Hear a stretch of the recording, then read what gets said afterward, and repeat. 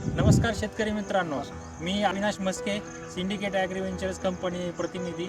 आज आपण पिशे गावामध्ये आहेत. आज सोयाबीनच्या प्लॉटवर आहेत. आमचं हे जे सोयाबीन जे आहे एकदम पिवळं पडून इतकुरी दिसायला होतं आणि ते दरवर्षीच होतं. इथून मागे कधी आम्ही त्याला फक्त युरिया टाकला तर पुन्हा सुधारत होतं.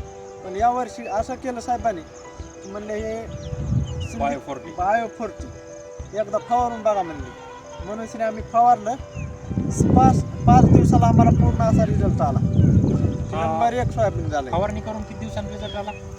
4थ्या दिवशी. आणि इथं तुमची दरवर्षी पिवळी पडत होती सोयाबीन, आणि यावर्षी तुम्ही बायोफोर्टी माझ्या हिरवीगार वाढ आणि फुटवा हे चांगला झाला. नंबर 1 झाला. चालतं. आम्ही मोडायच्या प्रयत्न करत होती. असं